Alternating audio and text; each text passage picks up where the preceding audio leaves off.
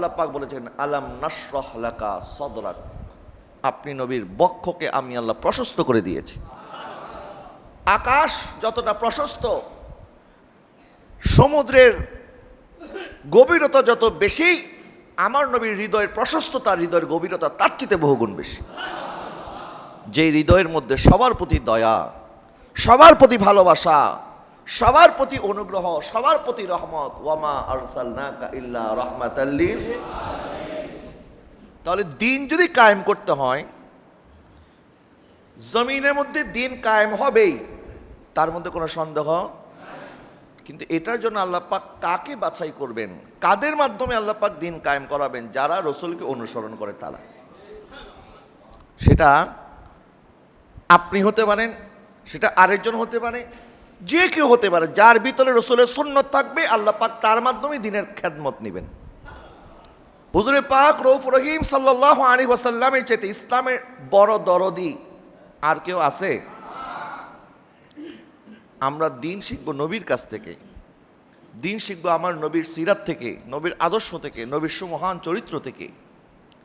নবীজি সাল্লাল্লাহু আলাইহি ওয়াসাল্লাম মক্কার কাফেরদের মধ্যে বড় হয়েছেন, মুশরিকদের সাথে বড় হয়েছেন। মুশরিকদের মধ্যে নবীজি সাল্লাল্লাহু আলাইহি ওয়াসাল্লাম 40টা বছর অতিবাহিত করেছেন। 40টা বছর অতিবাহিত করার পর নবীজি তাদেরকে জিজ্ঞেস করলেন, তোমরা আমাকে কেমন দেখেছো বলো?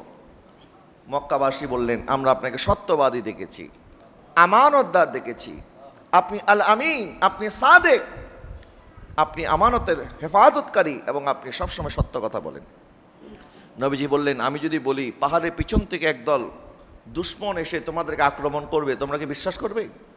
বলে, অবশ্যই বিশ্বাস করব। কেন বিশ্বাস করব না?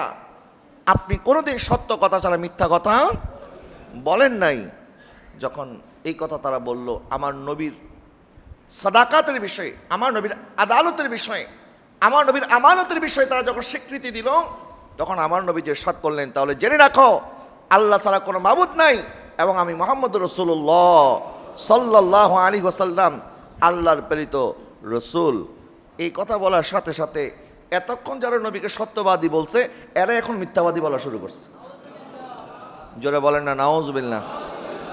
নবীজি সাল্লাল্লাহু আলাইহি ওয়াসাল্লাম তাদেরকে গালি দেয় নাই, এই তোমরাই তো সত্যবাদী বললে, এখন মিথ্যাবাদী বলতেছ, তোমরাই মিথ্যাবাদী, তোমরাই মিথ্যাবাদী, তোমরা জাহান্নামী, তোমরা পথভ্রষ্ট। নবীজি পাল্টা পদোত্তরে তাদেরকে গালি দেয় নাই, বরং নবীজির চাচি ছিল উম্মে জামিল। নবীজি রাস্তায় নামাজ পড়ার জন্য যখন যাইতো, সে জঙ্গল থেকে নবীজির নামাজের রাস্তার মধ্যে কাটা বিছিয়ে রাখত। নবী উম্মে জামিলকে কোনোদিন বারণ করে নাই। আপনারা জানেন, তায়েফের বাজারে নবীজি সাল্লাল্লাহু আলাইহি ওয়াসাল্লামকে যেই বুড়ি কাটা দিত, নবীজি সাল্লাল্লাহু আলাইহি ওয়াসাল্লাম একদিন দেখলেন রাস্তার মধ্যে কাটা নাই। এই ঘটনা আপনাদের সবার মুখস্থ, কিন্তু সমস্যা হচ্ছে আমরা ওয়াজ শুনি, ওয়াজ করি, আমল করি না। নবীজি সাল্লাল্লাহু আলাইহি ওয়াসাল্লাম দেখলেন রাস্তার মধ্যে কাটা নাই। কিরে, কাটা নাই কেন আজকে? নবী জিজ্ঞেস করলেন, ওই বুড়ির কি হয়েছে? বলে, হুজুর ওই বুড়ি তো অসুস্থ, এই জন্য আজকে রাস্তার মধ্যে কাটা দিতে পারে নাই। নবীজি সাল্লাল্লাহু আলাইহি ওয়াসাল্লাম বললেন, তাহলে আমাকে বুড়ির ঘরে নিয়ে চলো, আমি বুড়ির একটু সেবা করব। নবীজি সাল্লাল্লাহু আলাইহি ওয়াসাল্লাম যখন বুড়ির ঘরে সেবা করার জন্য গেলেন, বুড়ি দেখে আশ্চর্য হয়ে গেল। বলে, আরে যার জন্য পথের মধ্যে কাটা বিছিয়ে রাখতাম, যাকে কষ্ট দিতাম নামাজ যেন পড়তে যাইতে না পারে, তিনি এসেছেন আমার ঘরে, তিনি আমার সেবা করার জন্য এসেছেন। নবীর সুমহান আদর্শ দেখে ওই বুড়ি কালেমা পড়ে মুসলমান হয়ে গেছে। হুজুরে পাক সাল্লাল্লাহু আলাইহি ওয়াসাল্লাম কাফেরদেরকে ইসলাম প্রচার করেছে, মুসলমানদেরকে দ্বীন শিখিয়েছে, তারবিয়াত করেছে, আখলাক শিখিয়েছে। মুসলমানের ঘরে নবী ইসলাম প্রচার করে নাই, ইসলাম প্রচার করেছে কাফেরদের ঘরে। নবীজি সাল্লাল্লাহু আলাইহি ওয়াসাল্লাম ইসলামের আস্তে আস্তে আস্তে আস্তে যখন একজন একজন করে, কাউকে কটূক্তি করে নয়, নবীকে কাফেররা কটূক্তি করেছে, অসংখ্যবার আমার নবীকে গালাগালি করেছে। কারণ যারা জাহেল মূর্খ, এদের হাতিয়ার হচ্ছে অশ্লীল বাক্য। জাহেলদের হাতিয়ার হচ্ছে কি? অশ্লীল বাক্য। আল্লাহ পাক ইরশাদ করেছেন, ওয়াইজা খাতাবাহুমুল জাহিলুনা ক্বালু সালামা। যখন জাহেলরা তোমাদের সাথে তর্ক করবে তখন তুমি বলো সালাম, আমি তোমার সাথে তর্ক করব না, আমি শান্তি চাই, শান্তি শান্তি। নবীজি সাল্লাল্লাহু আলাইহি ওয়াসাল্লাম একজন একজন করে যখন 38 জনকে মুসলমান বানালেন, নবীর চাচা হযরত হামজা এখনো ইসলাম কবুল করে নাই। আবু জেহেল এসে নবীকে পাথর মারলো, নবীর মাথা মোবারক ফেটে গেছে, রক্ত বের হচ্ছে। নবীজি সাল্লাল্লাহু আলাইহি ওয়াসাল্লাম কোনো অভিযোগ করে নাই, কাউকে বলেও নাই, কিন্তু মক্কার মধ্যে এটা প্রচার হয়ে গেছে আবু জেহেল নবীজির মাথা ফাটিয়ে দিয়েছে। যখন হামজা শিকার করে আসতেছে, রাস্তার মধ্যে দুই দাসীবাদী কথা বলতেছে, একজন আরেকজনের বলতেছে যদি হামজা জানতো তার ভাতিজা মোহাম্মদকে আবু জেহেল মাথা ফাটিয়ে দিয়েছে তাহলে কিন্তু হামজা এটার প্রতিশোধ নিত। এই কথাটা হামজার কানে চলে গেছে। হামজা ঘোড়া থেকে নামলো, জিজ্ঞাসা করলো, তোমরা কি বলতেছো বলো। বলে, ইসলামের নবী মুহাম্মদ সাল্লাল্লাহু আলাইহি ওয়াসাল্লাম তোমার ভাতিজাকে আবু জেহেল পাথর মেরে মাথার মধ্যে রক্তাক্ত করে ফেলেছে। এই কথা শুনে হামজা দৌড় দিল কুরাইশদের সভা যেখানে চলতেছে সেখানে যাওয়ার পর হাতের মধ্যে পাথর নিয়ে হামজা তার মাথার মধ্যে মারছে, আবু জেহেল মাথা ফাটায় দিছে। এখন যখন মারামারি শুরু, এখন মাঝখানে মধ্যমপন্থী যারা এরা বলতেছে মারামারি রাখো, এই ছোট বিষয় নিয়ে মারামারি করে আবার না কোনো বড় কিছু হয়ে যায়। আবু জেহেল তুমি তো ভুল করছো, তুমি কেন ইসলামের নবী মুহাম্মদকে মারতে গেছো, তুমি যদি না মারতা তাহলে তো হামজা তোমাকে মারতে আসতো না। এটা বলে থামায় দিছে। হামজা উনি আমার নবীকে তালাশ করতেছে, নবীর চাচাতো, বলে দেখি ভাতিজা কোথায় আছে। খুঁজতে খুঁজতে দেখে তিনি খানায়ে কাবার সামনে আমার নবী দুজনে বসে আছে, আমার নবী আল্লাহর দরবারে ফরিয়াদ করতেছে। সুবহানাল্লাহ বলেন। নবীর ভিতরে কোনো পেরেশানি নাই, কোনো টেনশন নাই, কোনো অভিযোগ নাই। হামজা আসার পরে বলতেছে, ভাতিজা আমি তো তোমার রক্তের প্রতিশোধ নিয়েছি। নবী সাল্লাল্লাহু আলাইহি ওয়াসাল্লাম বললেন, আমি তো আপনাকে বলি নাই প্রতিশোধ নেওয়ার জন্য, আমি তো এই কাজে খুশি হই নাই। আপনি যে কাজটা করেছেন আমি এই কাজে খুশি হই নাই। এই কথা বলার পর হযরত হামজা জিজ্ঞাসা করলেন, তাহলে আপনি কি করলে খুশি হবেন, কোন কাজটা করলে আপনি খুশি হবেন। আমার নবী সাল্লাল্লাহু আলাইহি ওয়াসাল্লাম ইরশাদ করলেন, চাচা আমি যে রবের ইবাদত করি আপনিও যখন সেই রবের ইবাদত করবেন তখন আমি নবী খুশি হব। নবীজি সাল্লাল্লাহু আলাইহি ওয়াসাল্লামের কথা শুনে হযরত হামজা সাথে সাথে কালেমা পড়ে মুসলমান হয়ে গেলেন। মুসলমানের সংখ্যা এখন 39। বলেন এখন কত? 39। এখন সবাই আবু জেহেলের দোষারোপ করতেছে, এই আবু জেহেল তোমার কারণে হামজা ঈমান নিয়ে এসেছে, তুমি যদি না মারতে তাহলে তো হামজা ঈমান আনতো না, তোমার দোষ। সবাই এখন কাকে দোষারোপ করতেছে? আবু জেহেলকে দোষারোপ করছে। না আবু জেহেল না, আমি তো ভালো লেগে করছিলাম, আমি উল্টা খারাপ হয়ে গেছে। কিন্তু নবীজি সাল্লাল্লাহু আলাইহি ওয়াসাল্লামের সুমহান আদর্শ দেখেন, একদিকে ইসলামের সবচেয়ে বড় দুশ্মন আবু জেহেল, আরেকদিকে তখন যারা মুসলমান হয়েছে তাদেরকে ধরে ধরে পিটাতো হযরত ওমর। নবীজি সাল্লাল্লাহু আলাইহি ওয়াসাল্লাম খানায়ে কাবার দরজার মধ্যে ধরে আল্লাহর দরবারে ফরিয়াদ করছে, আল্লাহ আল্লাহুম্মা আইজাল ইসলাম বিআহাব্বি রাজুলাইনি ইলাইক। আল্লাহ তোমার কাছে দুইজনের মধ্যে যাকে তোমার পছন্দ, যার মাধ্যমে ইসলামের খেদমত হবে, যার মাধ্যমে ইসলামের সাহায্য হবে, তুমি যে কোনো একজনকে আমাকে দান করো। এক নাম্বার ওমর বিন হিশাম, যার নাম আবু জেহেল, আরেকজন ওমর ইবনুল খাত্তাব, হযরত ওমর ইবনুল খাত্তাব। আল্লাহ হয় ওমর ইবনে হিশামকে ইসলামের জন্য দান করো, না হয় ওমর ইবনুল খাত্তাবকে ইসলামের জন্য দান করো। দুইজনের মধ্যে যাকে দিয়ে ইসলামের খেদমত হবে আল্লাহ তুমি তাকে ইসলামের জন্য কবুল করো। আচ্ছা, দুজন ইসলামের বন্ধু ছিল? ইসলামের বন্ধু ছিল না? কি ছিল? হযরত ওমর কি ছিলেন? না উনিও ইসলামের বন্ধু ছিলেন? তো নবী হেদায়েতের দোয়া করলেন কেন? কারণ নবী জানে হযরত ওমরের জন্য বদদোয়া করে দিলে ইসলামের এত খেদমত হবে না, ওমরের মাধ্যমে ইসলামের যত খেদমত হবে। হেদায়েত দেওয়ার মালিক কে? বলেন হেদায়েত দেওয়ার মালিক কে? হুজুর পাক সাল্লাল্লাহু আলাইহি ওয়াসাল্লাম জানতেন আজকে ইসলামের সংখ্যা মাত্র 39 জন, কিন্তু আমার ওমর যদি ইসলাম কবুল করে এমন একটা সময় আসবে গোটা পৃথিবীর অর্ধ পৃথিবী আমার ওমর শাসন করবে। নবী তো বদদোয়া করে ধ্বংস করে দিতে পারতেন। বিগত নবীর উম্মতরা নবীদের সাথে বেয়াদবি করেছেন, বদদুয়া দিয়ে দিয়েছেন ডাইরেক্ট। হযরত নূহ আলাইহিস সালামের উম্মত কথা শুনে নাই, এমন বদদুয়া করছে আল্লাহ পাক মহাপ্লাবন দিয়ে ধ্বংস করে দিয়েছে সবাইকে। নবীর দায়িত্ব ইসলাম প্রচার করা, দিনের দিকে দাওয়াত দেওয়া, কে কবুল করলো না করলো এটা দেখার দরকার নাই, ওনাদের কাজ দাওয়াতি কাজ করা। কিন্তু আমার নবী সাল্লাল্লাহু আলাইহি ওয়াসাল্লাম ব্যতিক্রম। আল্লাহ, ওমর আমার দুশমন, ওমর আমার সাহাবীদেরকে মারে, ওমর আমার সাথে অন্যায় করেছে, আবু জেহেল অন্যায় করেছে, আল্লাহ আমি আবু জেহেলকেও দেখবো না, আমি ওমর খাত্তাবকেও দেখবো না, যার মাধ্যমে ইসলামের খেদমত হবে আল্লাহ তুমি তাকে ইসলামের জন্য কবুল করো। হযরত ওমর রাদিয়াল্লাহু তাআলা বললেন, ইসলামের মুসলমানদের সংখ্যা 39, আমি ওমর জীবিত থাকতে মুসলমানের সংখ্যা 40 হতে দেব না। ঘর থেকে তলোয়ার নিয়ে বের হয়েছে। রাস্তার মধ্যে এক সাহাবীর সাথে দেখা। এই সাহাবী উনিও গোপন ইসলাম কবুল করেছেন। বলে, ওমর কোথায় যাচ্ছ? বলে, যাচ্ছি ইসলামের নবী মুহাম্মদকে দুনিয়া থেকে বিদায় করে দেব, আমি ওমর বেঁচে থাকতে মুসলমানের সংখ্যা 40 হতে দেব না। তখন ওই সাহাবী বলতেছে, তুমি নবীর কথা পরে বলো, আগে নিজের ঘরের খবর নাও, তোমার বোন ফাতেমাও তো কালেমা পড়ে মুসলমান হয়ে গেছে। বলে, তাই নাকি? বলে, হ্যাঁ, তুমি নিজের ঘরের খবর জানো না, আর তুমি আসছো ইসলামের নবী মুহাম্মদকে হত্যা করবে, যাও ঘরের খবর রাখো।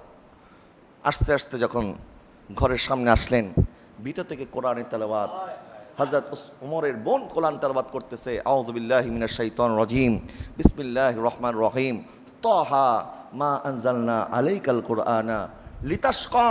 এইদিকে হযরত ওমর কোরআন তেলাওয়াত শুনতেছে, ওইদিকে নবীর দোয়া কবুল হচ্ছে, আর হযরত ওমরের দিলের পাথর আস্তে আস্তে নরম হচ্ছে, কিন্তু এখনো পরিপূর্ণ নরম হয় নাই।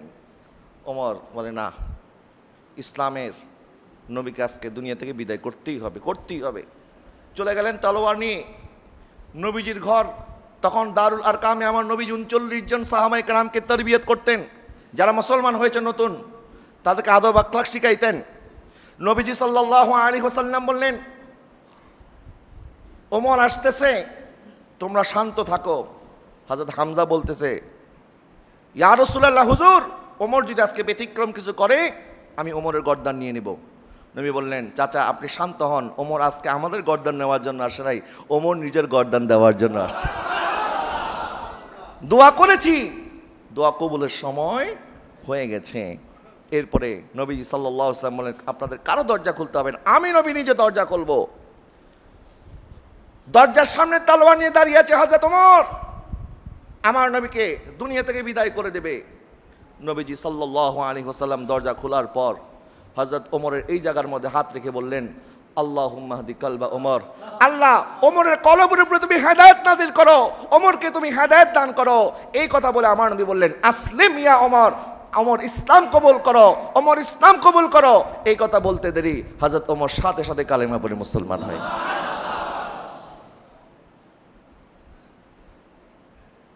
প্রিয় হাজরিন, এটা হচ্ছে আমার নবীর আদর্শ।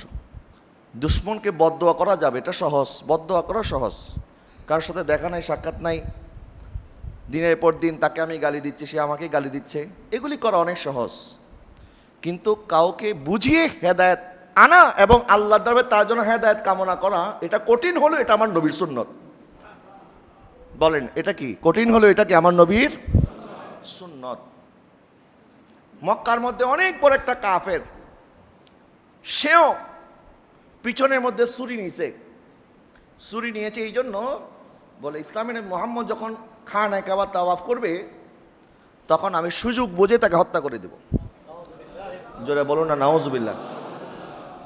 রাস্তার মধ্যে আমার নবীর সাথে তার দেখা হয়ে গেছে। বলে, কোথায় যাচ্ছ? বলে, আমি তো তাওয়াফ করার জন্য যাচ্ছি। আসলে কিন্তু তাওয়াফ করার জন্য যাচ্ছে না, আসলে যাচ্ছে কে? আমার নবীকে শহীদ করার জন্য। নবীজি সাল্লাল্লাহু আলাইহি ওয়াসাল্লাম তার এখানের মধ্যে হাত বুলায় বললেন, আল্লাহ তুমি তাকে সঠিক রাস্তায় পরিচালিত করো। এই কথা বলতে দেরি ওই কাট্টা কাফের আমার নবীর কদমের মধ্যে লুটিয়ে পড়ল। বলল, ইয়া রাসূলুল্লাহ, আসলে আমি তাওয়াফ করার নিয়তে ঘর থেকে বের হই নাই, বরং আমি আপনাকে শহীদ করার নিয়তে ঘর থেকে বের হয়েছিলাম। কিন্তু আপনি আমার অন্তরের হাত রেখে, আমার সিনার মধ্যে হাত রেখে আপনি দোয়া করতে দেরি, আমার ভিতরে যত কুফরি ছিল, যত নেফাক ছিল, সব বের হয়ে গেছে। আমার কলবের মধ্যে আল্লাহ হেদায়েত দান করেছে। উনিও কালেমা পড়ে মুসলমান হয়েছে। নবীজি সাল্লাল্লাহু আলাইহি ওয়াসাল্লাম বলতে পারতেন, তুমি কেন আসছো আমি কি জানি না? আমার সাথে তুমি কেন আমাকে মারার জন্য চেষ্টা করছো? আমি কি বুঝি না তোমার পিছনে যে ছুরি আছে এটা আমি জানি না? নবী জানতেন তার পিছনে ছুরি আছে। নবী জানতেন সে নবীকে শহীদ করার জন্য এসেছে। তারপরও আমার নবী সাল্লাল্লাহু আলাইহি ওয়াসাল্লাম তার হেদায়েতের দোয়া করেছেন। একজন আছেন যিনি হেদায়েত করার মালিক। পৃথিবীর কারো শক্তি নেই কাউকে হেদায়েত করবে। হেদায়েত দেওয়ার মালিক কে?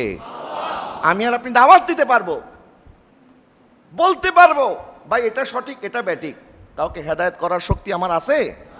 বলার শক্তি আছে, দাওয়াত দেওয়ার শক্তি আছে। নবী ইরশাদ করেছেন, বাল্লিগু আন্নি ওয়ালাউ আয়া। আমার একটা আয়াতও যদি হয়, একটা হাদিসও যদি হয়, একটা হরফ হলেও তুমি আমার উম্মতের কাছে পৌঁছিয়ে দাও।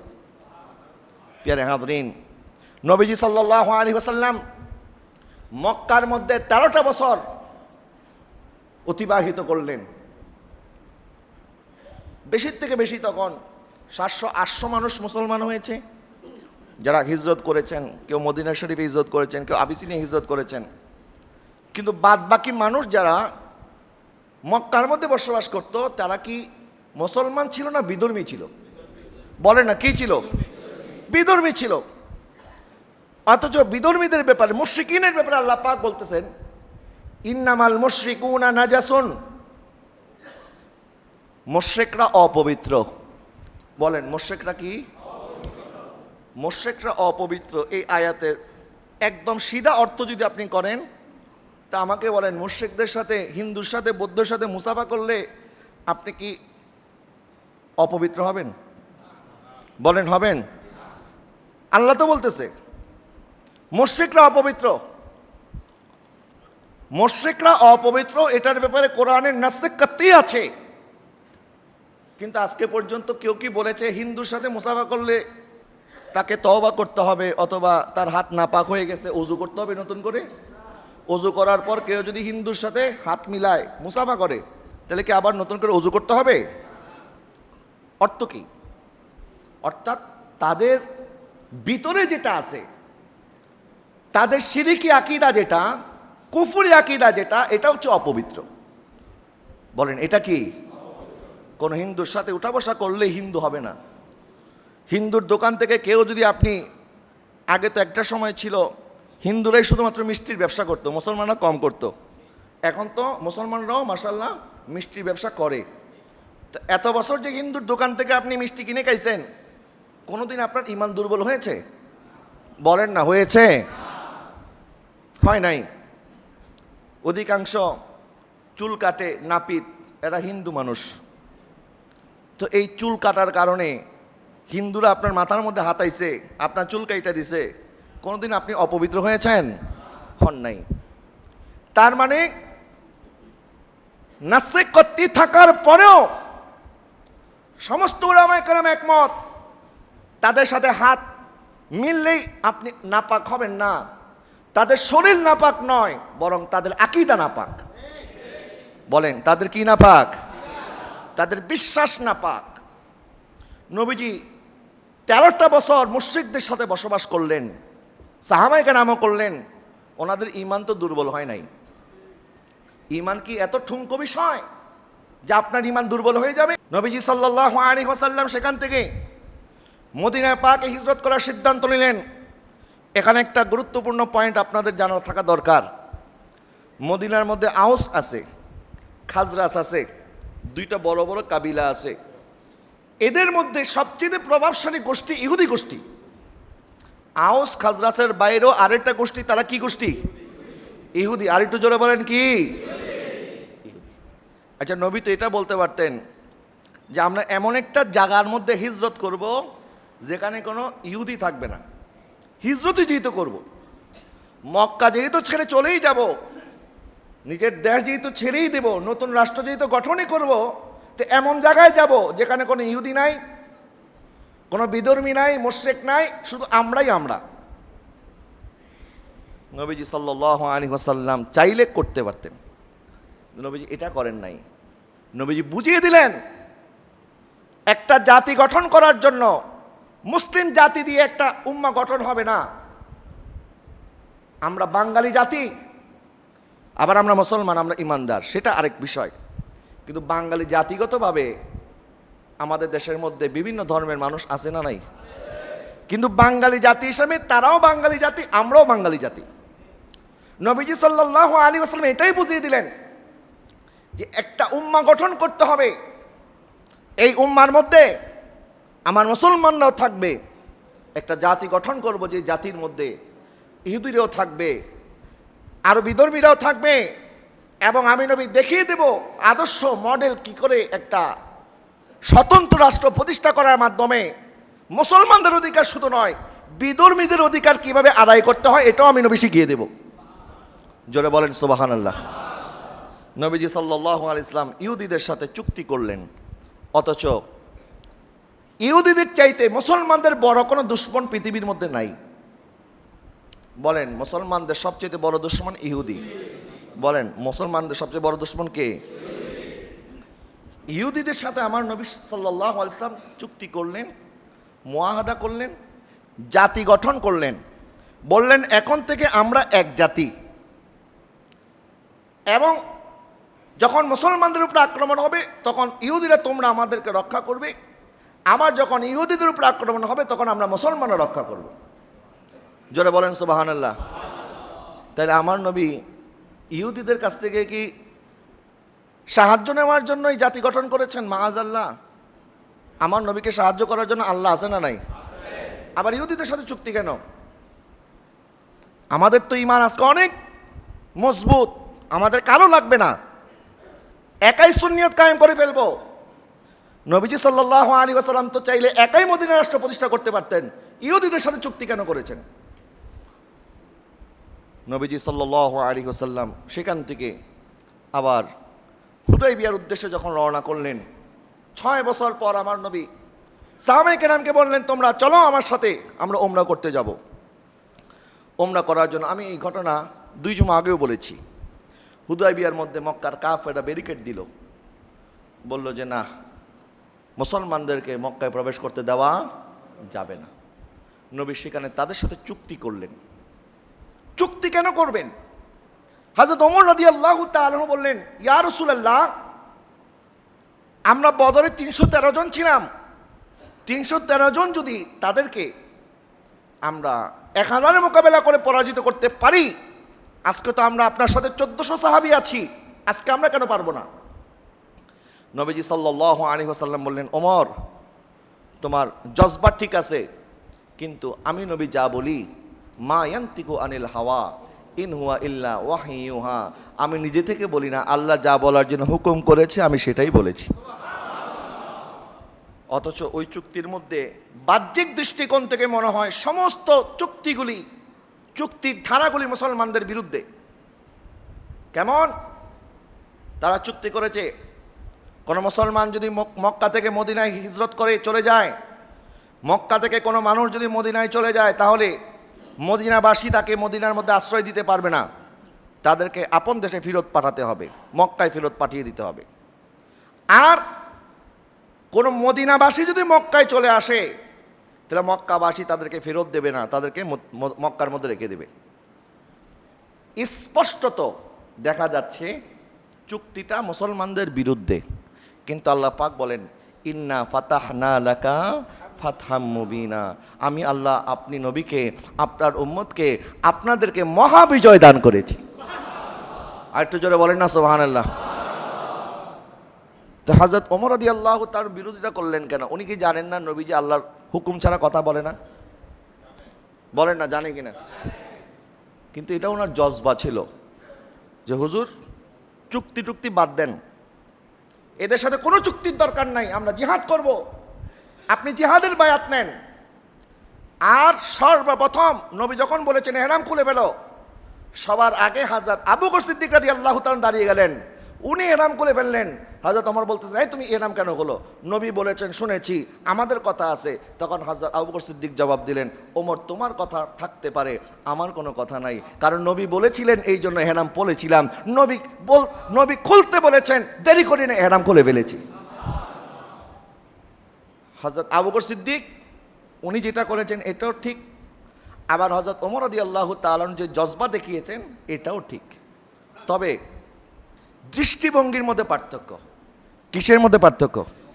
দুজনেই ইসলামের কল্যাণ চায়, কেউ ইসলামের ক্ষতি চায় না। আমি আপনাকে একটা উদাহরণ দিয়ে যদি বুঝাই, আপনাকে বললাম বলেন তো এই বোতলের ভিতরে কি? কেউ বলবেন হুজুর এই বোতলের ভিতরে অর্ধেক পানি দেখা যায়, আর কেউ বলবেন হুজুর এই বোতলটা অর্ধেক খালি দেখা যায়। অর্ধেক পানি অর্ধেক কি? কেউ বলবেন অর্ধেক পানি, কেউ বলবেন অর্ধেক কি? আচ্ছা, যে বলেছেন অর্ধেক পানি সেও ঠিক, যে বলেছেন অর্ধেক খালি সেও কি? সেও ঠিক। বোতলের মধ্যে অর্ধেক পানি এটাও ঠিক, অর্ধেক খালি এটাও ঠিক, কথা দুটোটা ঠিক, কিন্তু দৃষ্টিভঙ্গি ভিন্ন। আমরা ভিন্ন দৃষ্টিভঙ্গির কাউকে সহ্য করতে চাই না। আমার দৃষ্টিভঙ্গির হতে হবে, আমি যেরকম চিন্তা করি এরকম হতে হবে। আল্লাহ তো আপনাকে আর আমাকে একভাবে সৃষ্টি করে না, কিভাবে একভাবে চিন্তা করব বলেন? সাহাবে কেরামের মধ্যে তো অনেক বিষয়ে ইখতিলাফ হয়েছে। একজন বলছে হুজুর এটা করেন, আরেকজন বলছে হুজুর এটা করেন। বদরের ময়দান থেকে যখন নবীজি ফিরলেন বন্দীদেরকে নিয়ে, 70 জন বন্দী, নবীজি সাল্লাল্লাহু আলাইহি ওয়াসাল্লাম বললেন, বলো বন্দীদের সাথে কেমন আচরণ করব আমরা? হযরত ওমর রাদিয়াল্লাহু তাআলা বলেন, হুজুর বন্দীদেরকে শাস্তি মৃত্যুদণ্ড দিতে হবে, এদের শরীর থেকে দেহ থেকে গর্দান আলাদা করে দিতে হবে, এটা হচ্ছে শাস্তি। কিন্তু হযরত আবু বকর সিদ্দিক রাদিয়াল্লাহু তাআলা বলল, হুজুর শাস্তিটা মনে একটু কঠিন হয়ে যাচ্ছে, একটু সহজ করা যায় না? আচ্ছা কি করা যায়? বলে হুজুর এক কাজ করি, আমরা তাদের কাছ থেকে কিছু জরিমানা নেই, ক্ষতিপূরণ নিয়ে তাদেরকে আমরা ছেড়ে দেই। নবীজি সাল্লাল্লাহু আলাইহি ওয়াসাল্লাম বলেন, আমার আবু বকর যেটা বলেছে আমিও সেটা মনে করি। হযরত ওমর বলতেছেন কি গর্দান উড়াই দেবো, আর হযরত আবু বকর সিদ্দিক বলতেছে কি হুজুর একটু সহজ করেন। আচ্ছা কতটুকু সহজ করবে? আমার নবী সাল্লাল্লাহু আলাইহি ওয়াসাল্লাম বদরের ময়দান থেকে আসলেন, নবী মসজিদে নববীর মধ্যে পায়চারি করতেছে।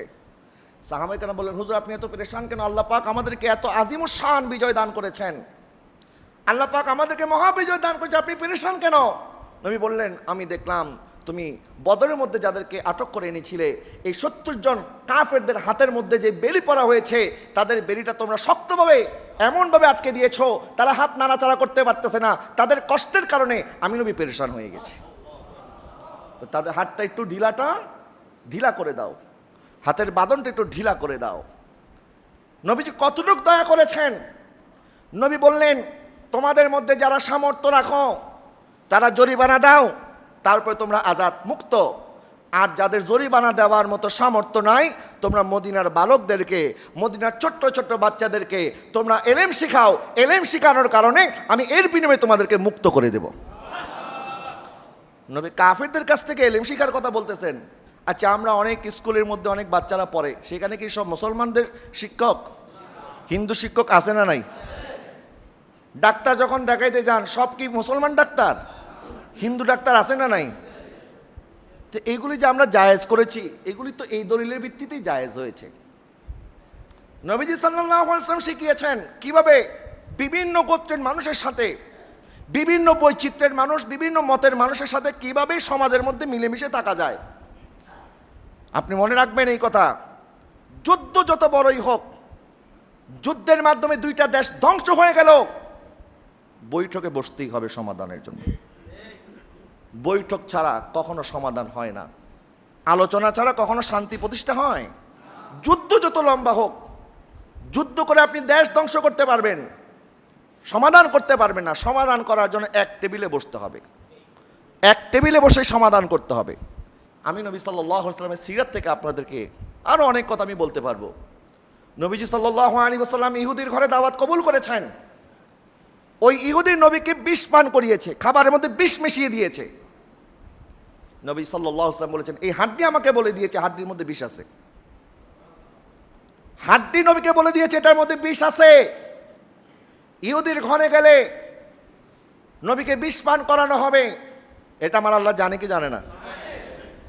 তারপর আমার নবীর আল আখলাক, সদর মুবারক এত প্রশস্ত, আলাম নাশরাহ লাকা সাদরাক, একজন ইহুদি দাওয়াত দিয়েছে, আমার নবী দাওয়াত কবুল করেছে। খাজা করিম নওয়াজ যখন ভারত উপমহাদেশের মধ্যে এসেছেন, ভারত উপমহাদেশের মধ্যে সবাই তখন সুন্নি মুসলমান ছিল, তাই না? সবাই সুন্নি না? ওয়াহাবি ছিল?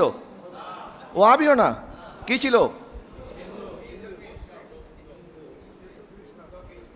তো উনি তো চাইলে পারতেন মদিনা শরীফ চলে যাই, সেখানে রিয়াজত সাধনা করি, ওখানে তো মুসলমান আছে, কি দরকার আছে ইসলামের দাওয়াত নিয়ে সেখানে যাব? 90 লক্ষ মানুষ কালেমা পড়ে মুসলমান হয়েছে। হযরত বেলাল রাদিয়াল্লাহু তাআলা জানতেন না মদিনা শরীফে ইন্তেকালের ফজিলত কি?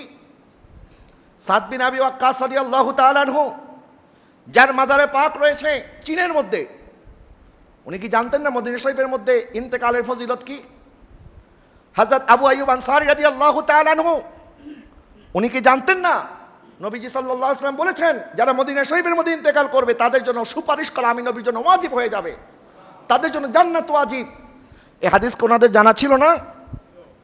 আবু আইয়ুব আনসারী রাদিয়াল্লাহু তাআলা আনহু, ওনার মাজার তুরস্কের ইস্তাম্বুলে, তুরস্কের মধ্যে সাহাবা। সাদ বিন আবি ওয়াক্কাসের মাজার চীনের মধ্যে। হযরত বেলাল রাদিয়াল্লাহু তাআলা আনহু, উনিও তো মদিনা শরীফের মধ্যে থাকেন নাই, উনিও হিজরত করে আরেক জায়গায় চলে গেছেন। কেন গিয়েছেন?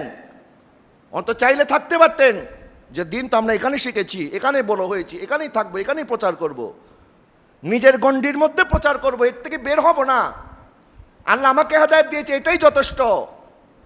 সাহাবায়ে কেরাম এই চিন্তা করে নাই। সাহাবায়ে কেরাম চিন্তা করেছেন যে আদর্শ আমরা নবী থেকে শিখেছি, যে আলোতে নিজেকে আলোকিত করেছি, এই আলোতে গোটা বিশ্বকে আলোকিত করতে হবে। এই জন্য ওরা ছুটে বেরিয়েছেন, যেখানে সুযোগ পেয়েছেন সেখানে চলে গেছেন।